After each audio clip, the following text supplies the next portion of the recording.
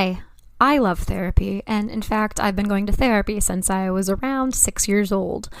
Though I talk about therapy a lot and may interview some therapists on the show on occasion, nothing that is said in this podcast should be considered a replacement for therapy. If you are struggling, I urge you to please seek guidance from a therapist because you are absolutely worth it.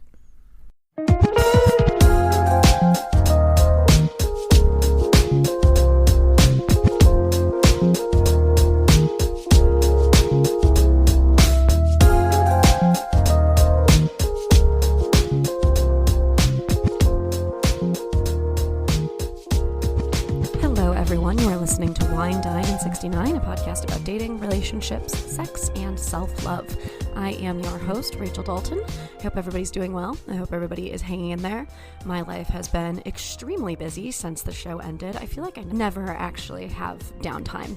But yeah, so it's been a sprint for different work things, taking classes for work things, a few social things here or there, supporting friends through stuff. I've had some family stuff going on. Yeah, it's been quite a lot. And in the midst of all of that, I even had time to have an existential crisis about aging and getting older and being in my 30s, and not only how that changes my body, but how that's changing the roles that I'm going to be able to apply for, and how it's changing my singing voice. And yeah, just went right down the rabbit hole with that one. It was super duper fun. How's your week going? Anyway, super excited to talk to my guest today. This episode is going to be a really juicy one. But before that, let's talk about relationship satisfaction. I've had a number of people send me articles that they thought that I would find interesting. So as always, I will link these in the episode notes. The first one is, of course, from the Gottman Institute. It's published on CNBC. My friend Mike sent this to me. Shout out to Mike. It says, we've studied over 30,000 couples. Here's 6 phrases you'll hear in the most successful relationships. And they go forward to break down how couples deal with conflict. So using the first grouping is I feel statements. The second grouping are statements along the lines of I need to calm down. So basically asking for a breather, trying to regulate emotionally when you start to feel flooded. And the third grouping is I'm sorry, which is it's very self-explanatory, but it's different ways of phrasing apologies. The fourth grouping is stop action, which could be asking for a break. It could be agreeing to disagree. It could be acknowledging that maybe you are wrong in these instances. Fifth grouping, getting to yes. This is when you are trying to meet your partner halfway, where you're at that point where you're starting to see where they're coming from, you are talking about where you're coming from, and you're trying to meet here in the middle to come to a conclusion. And the sixth grouping is I appreciate statements, which we all love, of course. So that I'm going to link in the episode notes because there's lots of examples for how you could use these statements and different statements that you can include. So if you can figure out like your go-to ones in moments of feeling flooded, which I learned a lot about when I did my somatic therapy workbook, it's good to just have these in your back pocket so that you know what works for you or what you need to ask for in moments of conflict with your partner. In addition to that, I was also sent an article from Forbes, which is titled, A Psychologist Explains What It Means to Have Romantic Competence, which, I mean, everything that I just talked about from that first article falls under the umbrella of romantic competence. So there, according to a 2020 study, romantic competence skills include insight, mutuality, and emotional regulation. We just talked about emotional regulation. Article goes on to talk about different ways that you can raise your romantic competence, and this will in turn improve the relationships. And there are 4 here. The first is to engage in regular self-reflection. Basically thinking, feeling, putting those 2 things together and having insight into why you feel the way that you feel and how your feelings are impacting your actions and how your actions are impacting other people. The second one is embracing the power of support. Romantic competence, something really important to be able to achieve that is to be able to ask for help, which I know a lot of people have trouble doing. It's never been an issue for me. just because I think that I have such low self-confidence when it comes to doing things correctly. But asking for support, checking in with yourself about what you might need, understanding yourself while supporting another person, and asking for support when you need it. Learning the art of emotional regulation. Obviously, conflict is going to happen, but there is really a very, very important thing at the center here, and that is when you are in the middle of an argument, like we talked about when it came to the first article, when you are in the middle of an argument, when you're in the middle of a moment of conflict, how can you de-escalate the situation? How can you regulate your emotions so that you can work through the uncomfortable nature of being human while also grounding and staying composed so that you can still have a conversation with your partner that's going to end up being productive. And the fourth one, which I think is the hardest one personally, is choosing your partners thoughtfully. And I think about this a lot, that, you know, there are different types of people that we might be attracted to, and there are different, you know, things that might be on our quote unquote list that we have. But really what's going to make a lasting relationship is choosing a partner who possesses these relationship skills. All of this goes along under the umbrella of EQ, emotional intelligence, emotional quotient, which is not the opposite of IQ. I think a lot of people think that it is, but it's not. It's just, it's a different ball game. They're different strengths, right? So when both people in relationship are able to have conversations, deal with conflict in a way that is productive, and to support one another and to understand themselves in a way that allows them to ask for support, it's just going to lead to a more emotionally competent relationship. And at the bottom of this article, there is a relationship satisfaction scale survey that you can take, which again, I will also link. I just took it. I'm excited to get my results back, waiting for those. So definitely check that out. It's a good tool to make sure that you are getting what you need. A lot of the questions are having you check in with yourself to make sure that you're getting what you need from the relationship and that you feel heard. So all very cool things there. I guess, I don't know. I've just been thinking about I've spent a lot of my life thinking about what it takes to maintain a long-term successful relationship. And I'm realizing that it's so much about being with a person who shares the same values as you, or many of the same values, agrees with you on many of the important things like where to live, kids, marriage, etc. But also somebody who knows how to handle conflict, because conflict is going to come up, and being able to handle it without raising your voice, being able to handle it in a way that allows for you to feel empathy and compassion for your partner. And again, always maintaining that mentality that you're a team and it's you against the problem. So that's kind of an overview about some things that I've been thinking about lately, and these tools that I have in my back pocket. And I do utilize these pretty frequently. A lot of those I feel statements, or those asking to take a break in the middle of a conflict statements, I've used. I'm going to thank my lifetime of therapy for that. I feel like I have a good arsenal of tools there to help me when I'm dealing with conflict. Speaking of dealing with conflict, addiction and addiction to porn. What a topic. What a loaded topic. I didn't mean for that to be a pun, but it kind of is there anyway, so we're just going to roll with it. Yeah. It's going to be a juicy episode. Today I sit down with Amy Culler, who is an intimacy coach specifically for men, and we talk about different issues that men or people with penises experience in their relationships, whether that be erectile dysfunction or, mindset or confidence in the bedroom. We talk about how those things can contribute to porn addiction, and how you can work with your partner as a team. See, we're bringing it back here, and you're going to see where that's going in the next part too. How you can work as a team to have the best intimate life possible.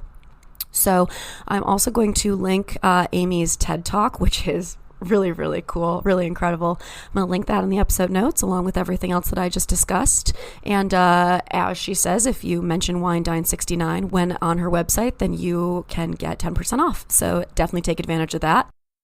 All right. I think that's it. Be well, everybody. Take care of yourself. Take care of the people that you love. In the middle of my existential crisis, I just realized how fast life is moving, and I'm really working to make sure that I'm present for as much of it as I can be. It's hard when you have anxiety, but I really, really do want to try to be more present and to enjoy the time that I have with the loved ones while I have it. So I am doing that, and I wish that for you as well. With that, I'm going to cut to a quick commercial break, and then please enjoy my conversation with Amy Culler. So CBD is great, right? Sex is great, right? Okay, so what happens when you put the two of them together? What you get is a Honey Pot CBD-infused personal lubricant. Created by a couple who is wonderfully in love, Dennis and Jesse, Honey Pot is the perfect lube to level up your sex life. They also have an intimate romantic massage oil to get you revved up and started called Romantic Escapades. You're definitely going to want to try these products. This wonderful couple put a ton of work into them. And if you want to learn more about them and their story, you can go ahead and visit that episode. Episode 59. Wouldn't it be great if it were 69? It really would have been. Oh, well. Anyway, give Honey Pot a try, give Romantic Escapades a try, and let me know what you think. You can go and learn more about them at fantasticescapades.com.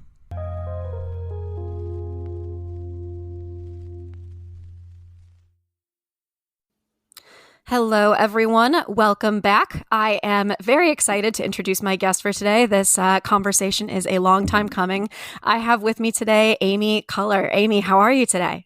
I'm great. Thanks for having me. Glad to be here. Yeah, I just I'm ready to dive right in. You just go ahead and tell the listeners a little bit about you and what you do, and then, things will kind of unfold from there. Awesome. I'm Amy Culler. I am your intimacy coach. I have been helping guys with erections, porn, life, love, sex, relationships, everything for 2 decades. And I'm so happy to help them. And I've done an epic TED that has over 1 million views, Better Intimacy for Better Sex. I've written the book, The Huddle, How to Score in Sex and Love, and I wrote it with the guys in mind. I have an online program called The Intimacy Game Plan, where I help people know what to do so that they can enjoy and explore and share themselves intimately for the rest of their lives and have a long-term relationship and know that they're enough. Love and be loved by learning to be lovers together. Mm-hmm. And yeah, I do too. And much needed. So let's do it. Tell me what you got. All right, great. So today we're going to be talking about porn. And I want to start off by saying I love that you work so much with men. I feel like there's been a shift, and rightly so, towards, people who have vulvas and focusing on the orgasm gap that is very present. But we do forget, and I'm starting to realize this too, just at this stage in my life, that men have a lot of pressure that is put on them during sex. There's penis size, there's getting hard, there's staying hard, there's lasting a certain amount of time. Are these common things that guys come to you with? In the truth, I'd say that most guys don't even know that they have a problem. They're afraid to even discuss it or look for solutions.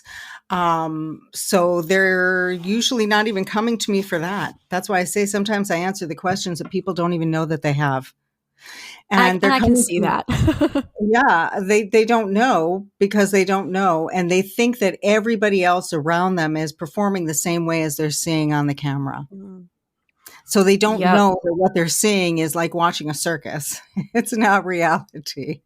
And so they're coming for all of those things, which are performance pressure, not knowing what to do, I don't feel like I'll ever be able to satisfy her. How come she's never happy? They don't feel comfortable being playful, being physical, because they don't know how to get their needs met. And then other husbands were just like, come on, let's have sex, let's have sex. And they're not exploring, they're not pleasure. They're watching fantasy, they're watching Mm-hmm. porn, and then going, okay, now I'm ready for sex. I want to go stick it inside of my partner.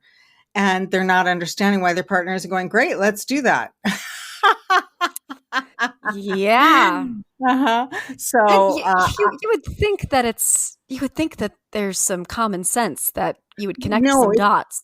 you know what? Can't say that it's common sense. The common sense Okay. is that we think that it's natural. We think sex is natural, and therefore it should happen naturally. There's no Mm. shame to me. I laugh because it's what else can I do? But Yeah, it right. completely makes sense. This is how I see it. This is how I see it. Okay, and this is how I'm going to address the porn right off the bat, because this is what I help people with. I Mm-hmm. say that porn is what you do when you're by yourself. I have no shame and no judgment. I completely understand. I can go into the science of how it affects your brain and why it affects you physically. But if you think of it as that porn is something that you do by yourself and you do something else with your partner, I'm going to get there in a minute. The same as a vibrator is for a woman, something that she uses by herself. It's your self practice. It's your way to means to an end. You can have a fantasy. You can get there. It's actually just about getting the orgasm. It's not even about whole body Right. pleasure. And what Right. I say is an orgasm is a climax of sexual pleasure.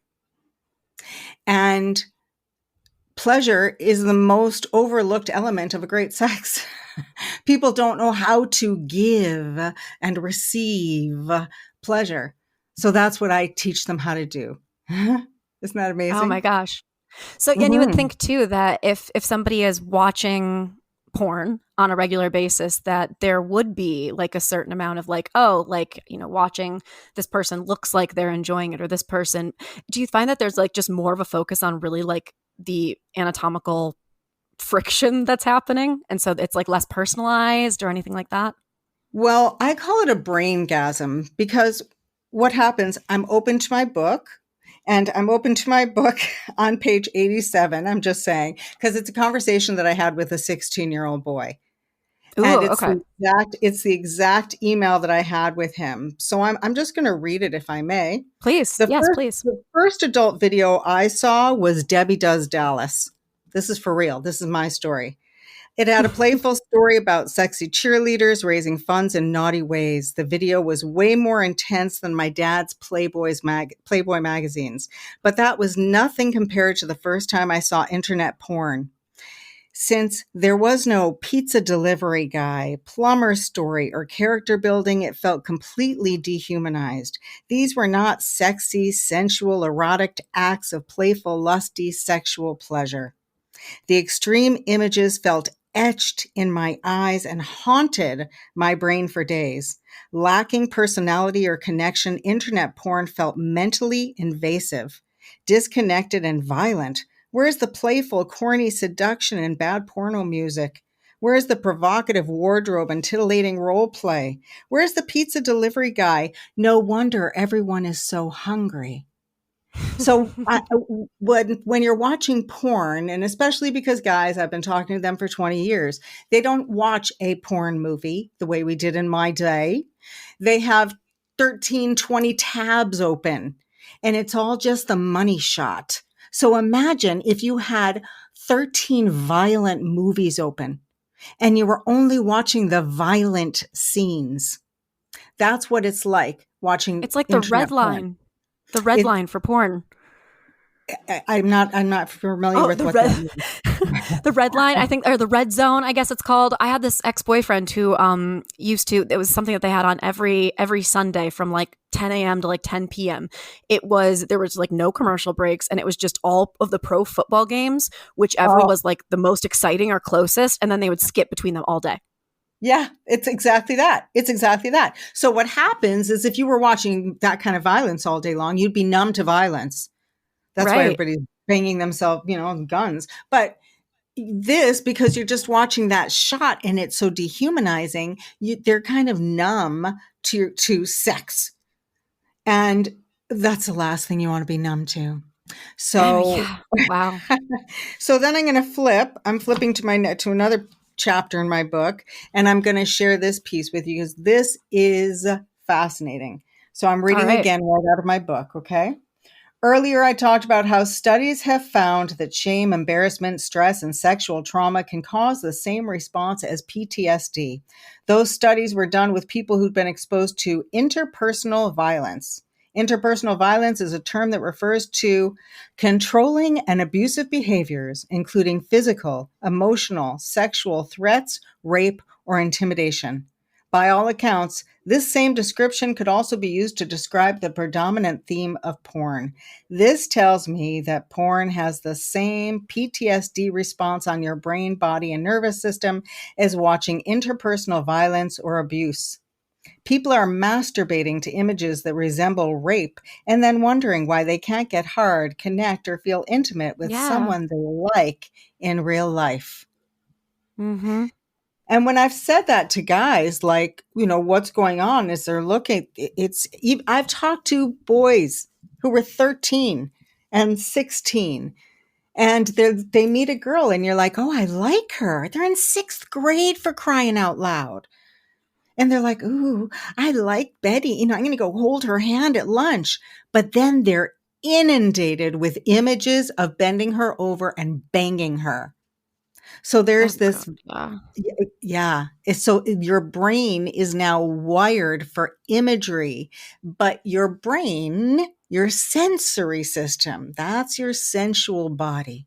That's sight, sound, Mm-hmm. smell, taste, and Mm-hmm. touch. That's where you're going to slow down. So, take your eyes out of it. Did you know also this? The retina, which is the eye, is considered an external part of your brain.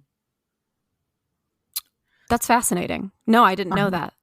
Yeah. So Wow. when they're yeah. So when they're watching porn, I call it porno brain. They're wiring their sexuality to go in their eyes and it goes straight down. They're not using their whole body. They're not even moving. They're not even rocking like they would if you were having human to human actual, what we were alive and born to be, sensual, sexual beings. Mm-hmm. Yeah. I mean, So yeah. you hear all the time like stuff about like guys who really like a girl emotionally, but when it comes time to have sex with her, they can't because there's this like Madonna whore complex that they have, and they You can't know what have I'm like this. Yeah, I'm going to interrupt you. It's not please. just the Madonna horror. It's not just the Madonna horror. It's also they don't know what to do because then their penis doesn't work, and it's not even working that well with while they're watching porn.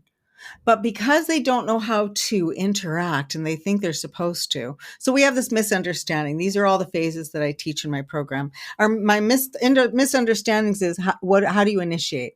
So to them Mm, initiating, how do you initiate is like, okay, let's start. We go from kissing to making down out, and then he goes down on her, and that we consider that foreplay. Jesus And Christ, no. for uh-huh. And we consider foreplay to be something that he does to her to get her in the mood for him to penetrate her. Again, this is all work for him. So he never even Yep. receives foreplay. So he never knows what it is. And foreplay is like the appetizer. It's where you find out what you're in the mood for. It's where you get a little taste of what's coming next. It's where you get turned on your appetizer. The appetizer is what moistens your palate and gets you ready Mm-hmm. for your appetite. So appetite is another word for libido. So I teach people how to initiate and then how to do foreplay that isn't about, because I say if it's got the word sex in it, like oral sex, then it's not the appetizer, it's sex. Yes, and that's something that I think that when I was like a teenager, it was always like, oh, like we I gave him a blowjob, but it wasn't like that's sex, but we just don't as a society consider it that for whatever reason. And that's why I've renamed sex sharing sensual pleasure. I love that. That's what it should be. And I Uh-huh, mean, because yeah. because that's what we do with our partners. And then you can explore it endlessly for life. And it's not just about, then it takes the pressure off of the performance, you know. It- my story is why I am me is my husband had erectile dysfunction because of health issues, prostate issue. And so I was familiar with being in a relationship with erectile Mm-hmm. dysfunction. And then after we split our relationship, because I couldn't find anybody to help us, even though we loved each other so much, I was like, oh, certainly we're not the only people dealing with erectile dysfunction. No, far from it. Right, far from it. And then, word got out and men heard about a woman who could help them with their erections, with prostate issues, with how do I do this? What do I do? Because women want emotional connection. So they're like, well, go to couples counseling. Well, talking isn't really going to help them learn to be confident in the bedroom, learn to be lovers, learn to understand what's going on with porn. It'll just shame them and go, you should stop watching it. Well, you can't stop watching it. It is a wired in habit that they've had. It's their private habit that they do in the dark, sort of like, I joke. It's what I do. Sort of like women buying shoes. Like I say to men, those shoes that she told you were on sale for $30, they were $300. It's that same kind of guilt. So I don't want men to feel bad about that. I don't shame them. I explain to them what's going on with their brain. But when I work with people where porn is standing in the way of their relationships, affecting the quality of them in the bedroom because their dick isn't showing up and they're like, well, I guess it's not going to work. I should just go back to my computer and give up on my Mm. partner. But once I teach them how to share sensual pleasure and we make a plan, meaning we're doing this exercise on Wednesday. We're going to do it again on Saturday. Because that's what I say. It's like practice. It's like a team. I teach them like a sports team. And if that sharing sensual pleasure with your partner you start to feel good about it. Ooh, we're going to do this move together. Oh, that was good. And that's it. They're like 3-minute and 7-minute exercises so that you have a win, so that you want to go back and do more. And then you start to build these skills where you're like, okay, that's better than that. That's different than that. I just make it different, not better, not worse. No right, no wrong. It's just different. Sometimes I can watch porn on my own, but I prefer to know that I am my partner's best lover and that I know Mm-hmm. what to do even when my equipment doesn't work. Because, like I say, it doesn't take a hard on to be a great lover. Just ask a No. lesbian. Nope, not at all. Yeah, and Right. lesbians tend to orgasm more than straight women. So, Exactly. Because men are so concerned about their equipment. And, men call me all the time and say, what am I supposed to do? What is foreplay? What do I do for foreplay? What do I do for foreplay? So I actually teach how foreplay is what you find what you're in the mood for. And I remind people that the biggest sex organ is 6 inches between their ears. it's the brain. Yep, it's the Uh-huh. brain. And how to I always say that play. foreplay starts at breakfast. Yeah. Yeah. Mhm. And it starts with, and even then I teach them exactly how to start it and what it means. Foreplay means, think about the football team. They Mhm. have the game. But the reason that they're so good at the big game is because they practice. That would be the play before the game, foreplay. So Mhm. foreplay is practice.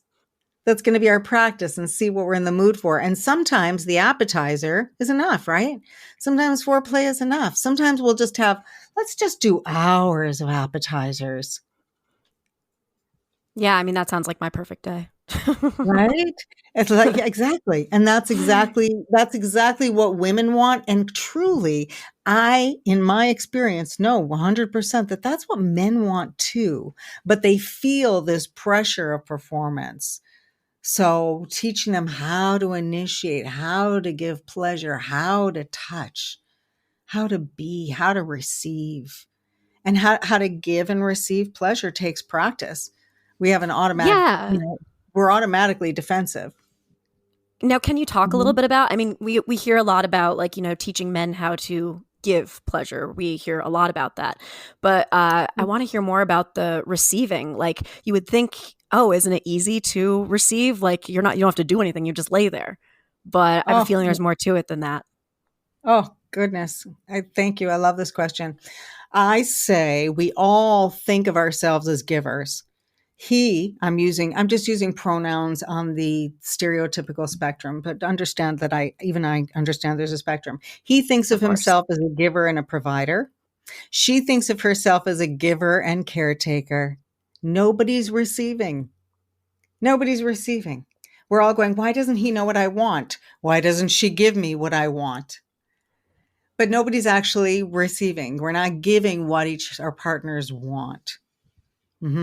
So I would be I was working with hundreds and thousands of men, to be honest, and hearing from them and calling them. And then I'm standing in the grocery stores and I'm looking at men's magazines and I'm going, this is so intimidating. They're talking about give her what she wants, how to pleasure, and I'm like, most guys can't even get started. They're in the Yeah. bedroom. They're in the bedroom worried about their performance instead of going, oh, wow, and allowing, like a football player, this is how I describe it, being prepared so that you can show up, know where you start, know what moves lead to what moves, and allow the game to unfold in front of you. And It's a sometimes dance. even, Yeah. yeah, and sometimes even the professionals don't score. But they'll still Yeah. go, God, that was a great game. Or they'll come really Exactly. close against that yard line, but they don't make it across. But they're not mad at themselves. They don't judge each other for not making it across. They're going, that was a great game. Whew, remember when we fouled over there? Ooh. And So I really that's do. an I think important thing too. It's yeah. fun. Yes, you have to know that you can make fouls and still be part of the team. So I've been using this team metaphor for years because I've been coaching men and going, see, it makes sense because we have a power struggle, and even athletes would have a power struggle. They're naturally defensive, naturally competitive, Sure. but yeah. So we have to have a practice to let us know that we're not watching football, we're playing football. And that's a big difference. Oh yeah. No, absolutely. And I love that you have that. It's such a simple way of comparing porn and quote unquote performing, Mhm. in ways that, I mean, it just, it makes so much sense. And I can see why that would get through to people. Now, do you Yeah. generally recommend, like, are you like anti-porn? Do you like No. how do you go about like undoing something like that? Do they go cold turkey? Like, should they never start in the first place? I mean, do you think that people just shouldn't watch porn at all? Like, what's the general stance on porn itself? I do a good job of not having any shoulds or shouldnts. I just Amazing. I love that. Yeah, I'm not going to shame anybody. The truth is that I teach men skills. And I also teach them emotional skills, life skills, all kinds of, but bedroom skills. I teach all of life skills comes from that because that's what men come to me for. That's if you feel confident in the bedroom, you feel confident in all parts of your life.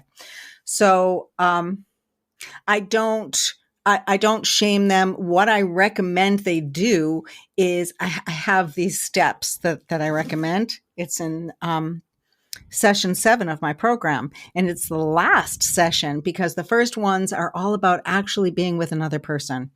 Mm-hmm. That's the most important thing to me.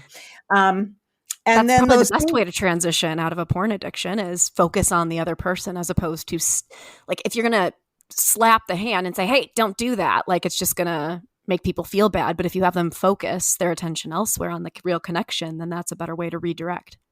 yeah, porn is something you do by yourself, but on Wednesdays we do this practice with your partner, and you have another Mhm. practice on Saturdays, so you know that it's coming. So you might not want to spend Wednesday watching porn, but if you do, it's up to you. You're still going to Yeah. show up for your partner on Wednesday evening. So what I ask people to do is I use this huddle. The huddle is those sounds. So what I ask people is to make those sounds of pleasure. Make sounds even while they're masturbating, even while they're alone, while they're with somebody. These are your sounds of pleasure. Get used to using them in all parts of life, especially even if you eat. Yes.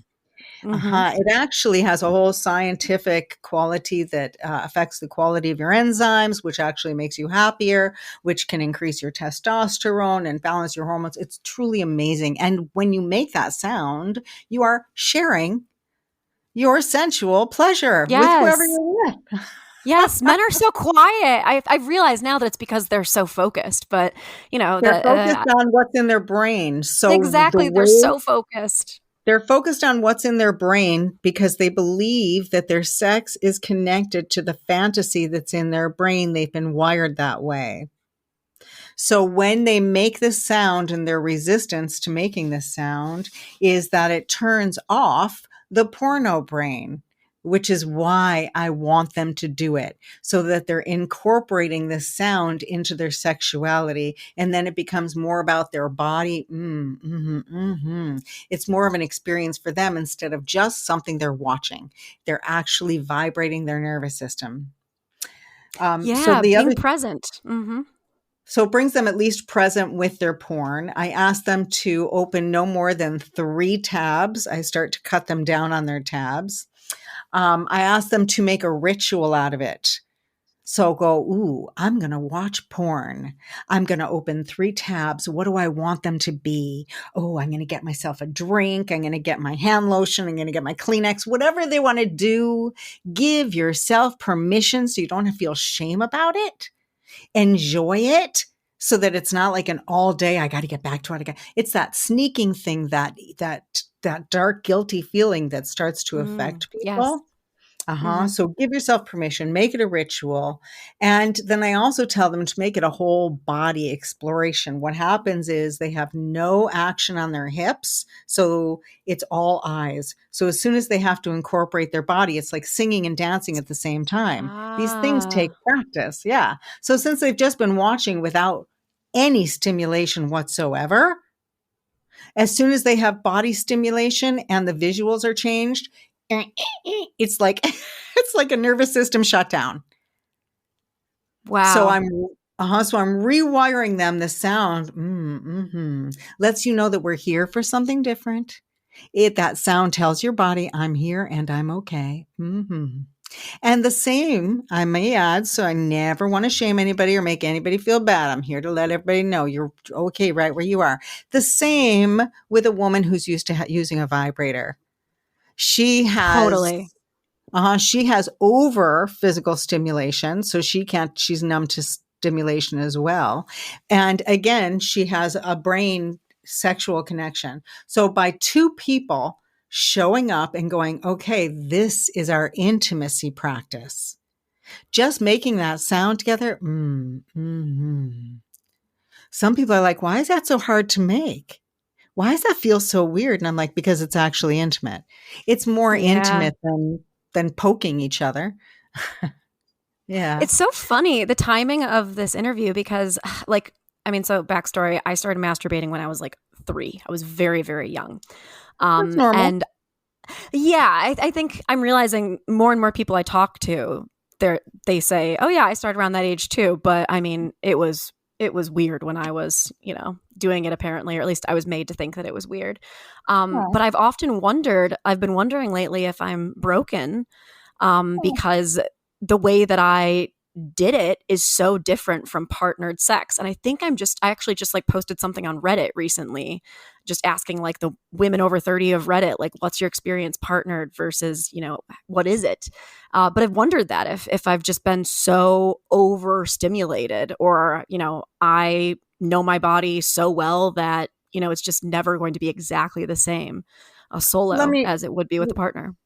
let me ask you this. Would you say that you know your body well, or would you say you know how to get yourself from 0 to 100 with your clitoris well? The latter. It's a stress reliever. It's not intimate at all. It's just like, Yeah. oh, I'm a little bit stressed out. I'm gonna, take care of this. That's why I love partnered sex so much. Even if I don't come at the end of the day, I love like being present Yeah. and feeling the skin against my skin, and the kissing and the wetness. And I mean, it's such a beautiful connective experience, especially with my like current partner, that Oh. I just like can't get enough of it, even if there's no orgasm. But I've just gotten, curious. And that's great because we're batteries. So we recharge each other by that skin on skin. And especially if you Mm-hmm. make the sound together, you'll be like, oh my God, what does that do? Why has that changed the experience for us so much? Try it, play with it. But you did not break yourself. It's good that you know how to get from 0 to 100 because you can recharge yourself when you need to. That's okay. There's nothing wrong with that. But what you do with your partner, just like the guy who watches porn, what Mm-hmm. you can watch porn, you can use a vibrator, you can get yourself off in 2 seconds. Good for you. Fabulous. But when you learn to share sensual pleasure with your partner, that's a whole different sport. Oh, totally. Yeah, the way that I do it, because remember you were talking about receiving? Yes. Girlfriend, Rachel, the way I have people do it is remember, I was saying we have a Wednesday, we have a Saturday. One Wednesday is all about you. The next Wednesday is all about your partner.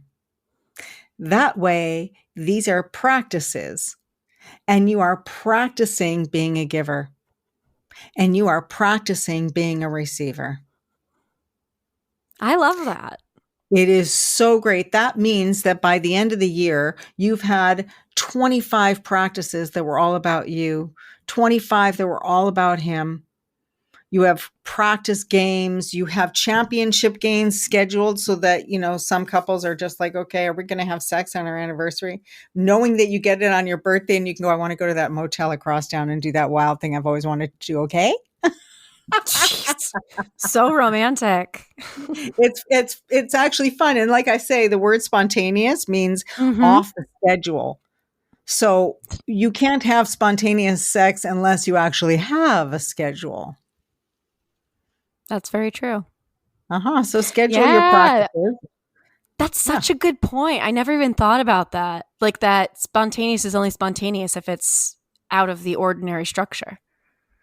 Well, that's my job to think of it. Yeah. Wow. No, that's incredible. I mean, so do you Uh-huh. talk to these men's partners as well, or are you mostly working directly with them? Is there couples Well, counseling that they do? so for years, men would come to me and go, fix it, fix it, fix it, fix it. Help me with this, help me with that. Or, what do I do? And they would just walk in. They were like, so-and-so sent me. And I would there's no talking, just feel yourself being held. And I'd get them to hum and then tell me what's going on in their life and just feel held. But then I would say, okay, go do the sound with your partner. And they'd go, no, I can't do this with my partner. She's going to wonder where I learned it from. I'm going, tell her you learned it from me. Tell her you learned it Yeah. online. Tell her you watched a video. Tell her you read it in a book. Okay, I'll put a video online. I'll send it to you. You can pretend you found it. Hey, honey, let's try this. And men have so much shame. They think they're supposed to know what they're doing. So they can't even come home with a new move. And some other, and Yeah. it's always Oof, one yeah. person or the other. I'm just going to say it's always one person or the other because I know some men who can come home with a new move and she's like, and there's always one partner who has some sort of trauma. And I say everybody has embarrassment or trauma when it comes to sex, even if they're just worried about farting. Totally. Absolutely. Yeah. Yeah. Wow, that Yeah. is incredible. I guess I'm wondering too, like when you're working with these people, the first step is to get them feeling really present in the body and get focused on receiving. Hmm. After they've done that for a while, they have these practice sessions. I mean, is there a focus on achieving orgasm, or is the work that you do like almost exclusively about being present and one with like your various senses? All of it, darling. All of All it. right. So the people have a hard time orgasming because they're trying. Yeah. Ta-da! And like I say, an I orgasm is masturbate in my sleep sometimes. I'm not trying at all then. I'm comatose. I wake up like coming and I'm like, oh. God, the 30s. It gets even better in your 40s, just so you know, Rachel. Gets I'm even looking better in forward your to it. 40s. It really does. I need people to know that and that it never ends in your whole lifetime. I'm Um, excited. yeah. I forgot what was our question. Oh, so like after focusing on receiving, after focusing on being Oh, present, orgasm. And in the moment, like, what's the focus on orgasm versus being present? So the orgasm is, I mean, if you can enjoy and share whole body sensual pleasure, that's where you're playing the field. When you learn to use those huddle sounds, and I really work with those huddle sounds. So I'm telling you, this is the fun part. Remember, I was saying that I've trained porn stars. I've worked with porn stars. Yeah. Porn stars were like, okay, so lady, you've got skills. I hear you've got skills. Can you teach me how to get hard, last longer, and come on cue? And I'm like, if you've got the working equipment that works super well, then heck yeah. So I do. And so they use this sound. I use the sound in my office. It's a sound, that yes sound that you make all the time. Uh-huh. Uh-huh. Mm-hmm. Mhm. Mm-hmm. That's exactly it. Mm-hmm. So the way that I teach it and the way that I use it is picture, if you will, that porn, the end of the porn. And Buck, our porn star, is at the end of the porn and he's going, uh-huh, uh-huh, uh-huh. That is the sound that gets the whole action started. So So true. if you're using that sound all the way through, and I teach the same move to men that I teach to women. And again, this is session 7 of my program. So there's all these steps beforehand that you use that sound and you do a squeeze. That'll get you harder. And even for a woman, it's like a squeeze. And then you go, ah. And that sound, when you're making that sound, you are turning off the porno brain so that you're not trying to have an orgasm. You're allowing yourself to have an orgasm. Does that make sense? Totally. Yeah. There's so much pressure like to come, and we need to understand that sometimes it's just not going to happen. And the more pressure that you put on it happening, the less likely it is, in fact, to happen. Right. But when you have this practice and you have a partner that you are practicing with, and we know that today is Rachel's day, it's all about you. So you've got anticipation, and girl, that is the best aphrodisiac. Oh, totally. Uh-huh. You're like, all And right, I'm ready to get eaten out for 6 hours. Let's go. And not even just that. I mean, eating out, but also knowing how to read your body, when to go soft, when to go hard, when to use fingers, when to blow on you. I give all of these different techniques of how to actually give different sensations so that he's taking you on a journey through your whole body of sensual pleasure. Not just the Uh-huh. vagina, but full body, full everything. And if it was 6 hours of just the vagina going down on you, then it would Oh, no, I still don't be. actually want that. But even if it was that, I would have him talking into it. I would have Mm-hmm, him mm-hmm. working the insides of your thighs. I'd have him get some ice cubes, a little marker, and write his name on there. I teach all these ways to be playful and also to share whole body exploration so that he's dragging his whole body over your vagina, like literally everything he can think of to give you sensations and read your body's pleasure. If you haven't seen my TED Talk, make sure you go watch my TED Talk. Oh, yeah, it's brilliant. And what I It's very say brilliant. is, what makes a great lover is your ability to read your partner's pleasure. Mm-hmm. And what makes a great partner is the ability to express your pleasure to your lover. And that takes practice. So when we make one practice all about Rachel and your partner's trying these moves, and I give a million different moves to try, and I tell you they're things you've never thought of to try. They're things you've never thought of. I use unusual tools and experiments in my office.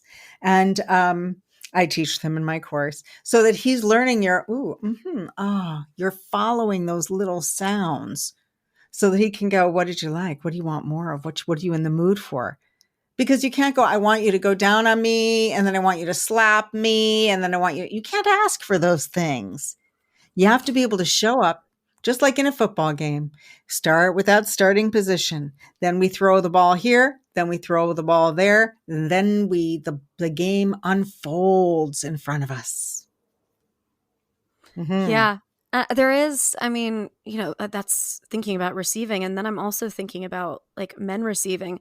Like, Oh, gentlemen, I think it is so hot when men are vocal. Like, it makes me so, like, when I'm with a partner and they are quiet and I can't like really tell what's going on, I'm like, is he liking this? Like, I don't know. Like, do I smell bad? Like, I don't know. Like, I'm wondering all these things. But I have to say, there have been a number of times in my life where a man has like been expressive, and that will be the thing that gets me, that tips me over the edge. It is so yeah. hot to hear a man grunt or to hear a man moan. And like, it just, we don't like, I just implore you to please open yourself to that in your sexual experiences, because it makes us feel good and desired, but also to have somebody just really allow themselves to be unrestrained and to just enjoy it fully is just, it's just really hot. Absolutely. Hear that, guys? Make some sounds. What I say is, does that feel good? And they'll go, Mm-hmm. yes. Yes is not an answer. Your body responds with, huh. Those are the sounds of your body. But what I Yes. say is, nobody knows if that feels good unless I can hear you. So if you're not making any sound, you're in it alone. Why am I even here? So that's what I mean by sharing sensual pleasure. I want you as the giver to also be, God, I love giving to you. I love being this person who can give to you. Yep. Mhm. And if Yep. your And that partner makes you isn't feel good on the other end. Yep. and if your partner isn't making any sounds, I suggest you give them a slap because that'll slap them right out of it and go, "Ooh, there you are." And the other thing I suggest is at the end, sometimes people don't make a sound at the end when they're trying. Whenever I hear the word trying, I say you're already lost it. They're trying to have an orgasm.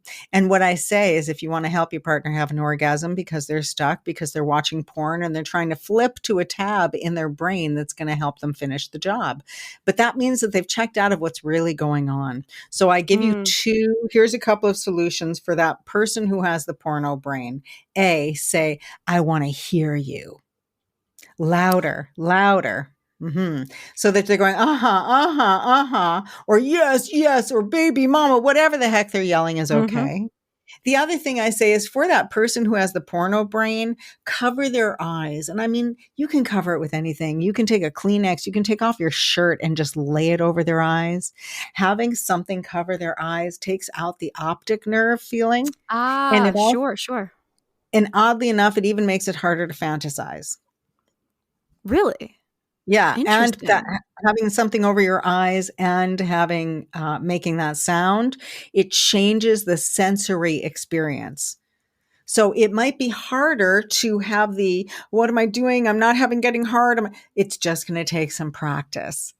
But if you, as the giver, are enjoying playing with them, which you will if you're taking my program, then you're like, okay, this is fun. Oh, look how much control I have. I get to just give you pleasure from head to toe and slap you here and tickle you there.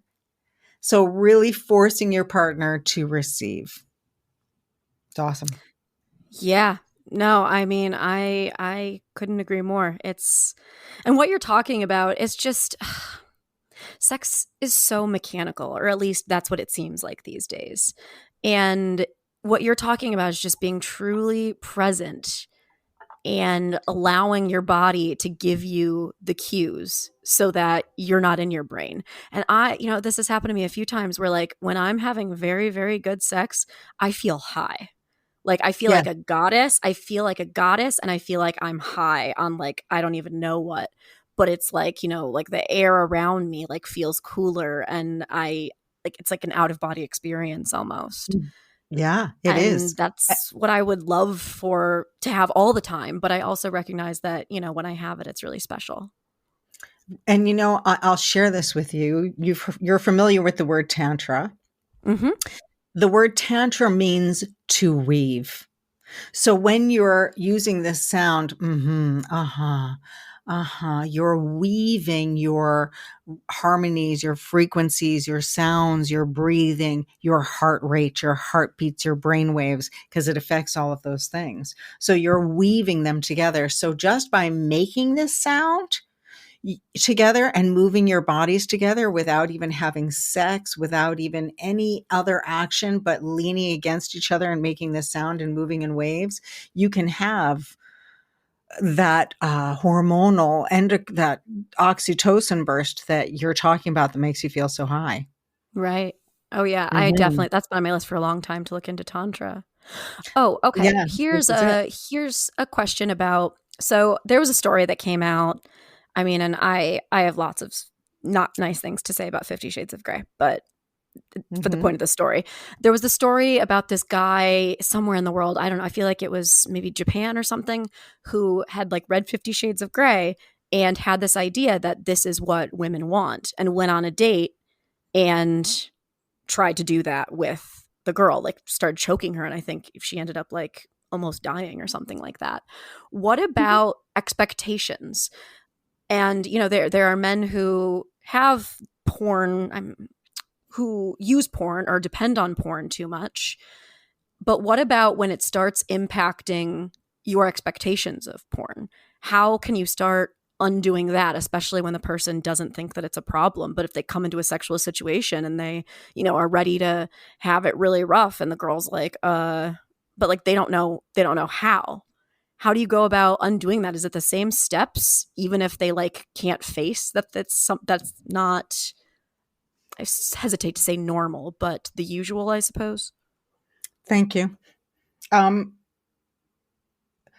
you're talking about so consent is what we're talking. What I would say the word is that's missing, Sure. and and I do say that what everybody wants is to be taken and raptured, but we really want that from somebody we trust and that we're in relationship with, especially as women, because we are it's a dangerous world out there physically, and Mm-hmm. being physically entered is a very different experience, as I could go on for another conversation. But Oh, totally. what I teach these guys is to attune and to invite her in. And that when she's going, uh-huh, uh-huh, uh-huh, that is her sound of consent. So you have to really read that. And if somebody is crossing those lines and starts being physically harsh with you, then you get the fuck out of there. Yeah. I And am armed. yep. That's why I like to work with people who are in relationships, because navigating these dating lines, I have extremely clear boundaries. I am such a Mm-hmm. safety girl. Um, Yeah, and I'm a little bit older, so my days of, thinking that it's okay to have wild, crazy sex really are behind me, I gotta say. Um, so for that person who's reading 50 Shades and really wants to experience that and give women that experience, then say, I would really like to give you that experience, and understand that being dominant or being dominated is the most powerful sense of trust there is. And that's a really common thing that people come to me and say, because they've been watching porn, or just because Sure. it's a natural thing to desire, actually, to desire to give and receive. And when people say, how do I do that? I have a favorite story of mine about some man who came and said he wanted his wife to dominate him. And I met her, and she talked like this. She was very sweet. She's very sweet and very tiny. And I'm like, But I gave her my favorite phrase to dominate, because it doesn't take a lot of equipment.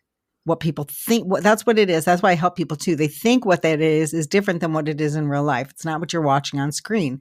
The best thing you can say to dominate somebody is, stay still for me, please. Don't move. No. See, look, that laugh that she just gave, that Wow. that's why I am the woman you want to learn from. Yeah, that is commanding. Yeah, Exactly. I would be like kind of scared, but like turned on at the same time. Exactly. And that's why I help people really know what to do and how to perform and how to get their partner, how to make it exciting. Tonight's all about you. So you're either going to know what it is you want, and we're going to do that practice that Amy gave us. We're going to do that practice that Amy gave us over and over and over and over again because it feels so good. And then sometimes you're going to be like, okay, let's try that other move. Or he's going to be, and I say this all the time, is I say, how do we make it fun? And I had a husband, he called, he was like, okay, I'm sick of this. Tell me what to do. I need to make it fun. And he's texting me while he's sitting on the sofa next to his wife.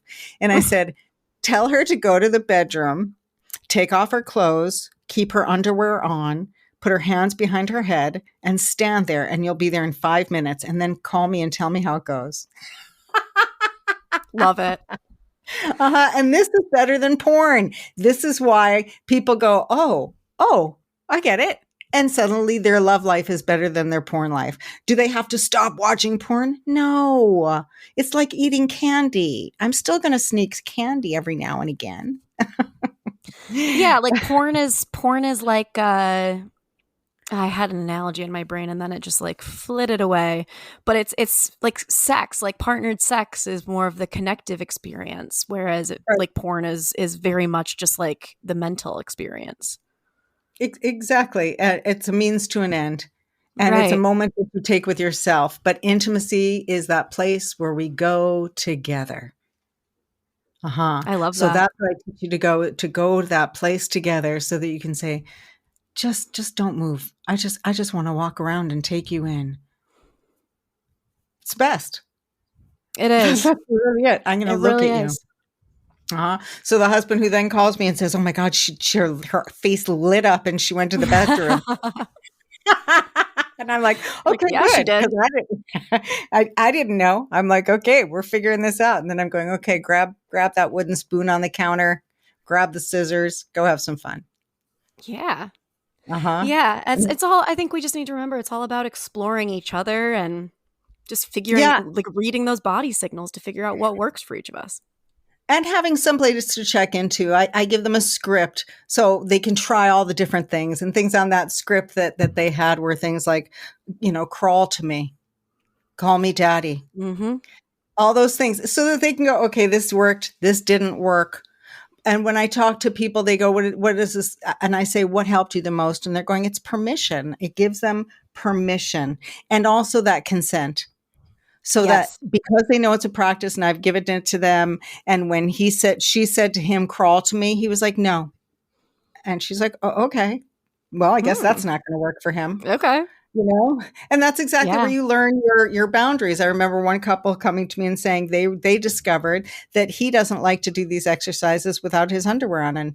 And he was thinking, I'm going to make him say, well, you have to grow to that point. And I'm like, then don't. Get yourself some gold Speedos. Get yourself some sexy, playful underwear. And they did. They got a crown so that she could call him my king. Right, exactly. Have fun. It's so fun. Just, And the other one that I love, and I'm sure you give this one too, is tell me what you want me to do to you. Yeah. I say that. And then if somebody told me what they wanted me to do, I wouldn't do it. Because you can't, if you can't really ask somebody to do what you really want. Expand on that a little bit. When people would come to my office or couples would come to my office and they say, I want him to do this, I want him to do this. I'm going, shut up. You don't even know what's available. You don't know what you want. You think your menu comes off of a porn because you've only seen that. But there's a whole variety of spices. You don't know what you want until you've had it. So I describe it like going to a restaurant. What do you want? You go, and sometimes you know exactly what you want. You're like, I want to go to that restaurant and I want that dish. But that's pretty rare. And you have to know about that restaurant and that dish. But if you don't know about pepperoni pizza, you wouldn't know how to order it or what you were missing. True. But very true. Right. So if you were at a restaurant and you're like, I don't know what I want. And then the dishes come out and you're like, oh, we've had that before. That was good. That's a good place to warm up. And then the next one comes out and you're like, oh, what's that? We're going to have to come back for that. That means we're going to put that on the list to try that another time. But then you go, oh, look at that. Oh, let's have that. That's how you find out what you want. Because if you have to go, what do you want? Then you're looking through a menu of things you've already had. That's true. That's true. Uh-huh. I guess I was thinking as like a dominating phrase, but that's very true that that's a thing that what you want in that moment, you might not even be aware of at the time. Right. And what I say, like, even when it's, tell me what you want, that's why the list that I have is crawl to me, sit Mm-hmm. next to my feet, Mm-hmm. rub my head, pull my ears. They're totally different things because what we think we're supposed to be suck my dick, Right. it's the same old shit. Sorry. Oh, no, please. I mean, the podcast is called Wine Dine 69. You're safe. You're safe here. Okay, good. That's No, why that's I so literally, true. yeah, I teach people how to explore, and I teach people the basics, how to do hand movements, how to do how to actually penetrate. I teach things called the grind and the stir, how to enter in different ways that are based on pleasure instead of trying to get off and Oh, dominating, yeah. telling somebody what to do instead of a discovery. Don't move for me instead of what to do to me. Tell you what I'm going to do to you. And also I see people will Mm-hmm. do that. Like, so if you're somebody's got porno brain and they're not in the moment and they're going, talk to me, bring me in the moment, trying to help you over that hill, which happens a lot with people who have porno brain. Something that I encourage people to do, because partners ask me this a lot, is to describe exactly what's going on in the moment. You're Ah, with yep. me, huh? You're with me. I'm on top of you. You're hard. It's gorgeous. Look at my breasts. I can smell you. Describe the room. The window's open. People are walking by. Like just describe the moment as it is, because that's the reality. Instead of everybody trying to flip out into a fantasy or some scenario. Mm-hmm. Does that make Totally. sense? Absolutely. And are there Uh-huh. like Uh-huh. are there things that people should look out for to know that maybe they need to come work with you, like signs that like maybe I should seek help, maybe I need to go find that woman that Rachel had on her podcast a couple weeks ago. The way I feel about it is, if somebody wants to be in an intimate relationship where it's long term and they're not getting stuck in the power struggle and they're not getting bored and arguing over emotional and physical connection, and they want to know that they're going to be growing together like teammates. I mean, Michael Jordan didn't get on a team and then stop his coach. Right. Right. He kept getting better and better. They have to have moves from the outside, and that's what I do. So my coaching isn't just once in a time. Oh, I have a meeting in 15 minutes. My coaching isn't one at a time. It's a lifetime of support so that you know how to go in there and keep moving, and at 3 years and what happens when we have kids. So to me, if somebody's going to be in a relationship and they want to be better in the bedroom and know that they're getting better and better and best, or one of them has trauma, or one of them is dealing with porn, or one of them has pain, or any issue whatsoever, you want to be a great lover, these are the moves. This is what I've been doing, is teaching men to be in their body and how to be great lovers for 20 years. I would want to learn every one of these moves. I teach how to initiate. I teach exactly how to do foreplay. I teach you how to talk to your partner about the sex you just had, Always good to and what debrief. exactly, the highlights reel. That's what I say. The highlights reel. Every Incredible. game is a practice game, and you have a plan. So, like I was saying, that Wednesday and that Saturday, so that you're looking forward to it, and learning how to do everything. I teach you how to do a prostate massage, how to do a G spot Mm-hmm. massage, how to do oral, how to do literally anal. Even, it's amazing. So to me, these are the basics, and we miss the basics. It's like we stopped making out Yep. and went straight to penetration. And penetration is the last part. That's where you're up against that's the last part of the game. We miss the whole field. Yeah, totally. Uh-huh. Yeah. So that's it. You want to be a great lover? Get the best coach. Duh. And with that, where can people find you? Oh, thank you. I always forget. You're adorable. Amy, AMY color, just like red, yellow, blue, COLOR.com. And the name of my program is the Intimacy Game Plan. The name of my book is The Huddle. And you can find my TED Talk online. Awesome. I'll link all of this in the episode notes. Oh, yeah. And if you mention Wine, Dine, and 69, I'll give you 10% off. Ooh, hear that, everybody? Very exciting. Amy, thank you so much for coming on here and sharing. It has been a delight, and I have learned so much. Thank you for sharing your expertise, and I can't wait to see what else you accomplish and continue helping people as you go along. Thank you so much for having me. I love talking about this subject. Let's do it again sometime. Awesome. And thank you, everyone, for listening. You've been listening to Wine, Dine, and 69. I am your host, Rachel Dalton, and let's keep talking.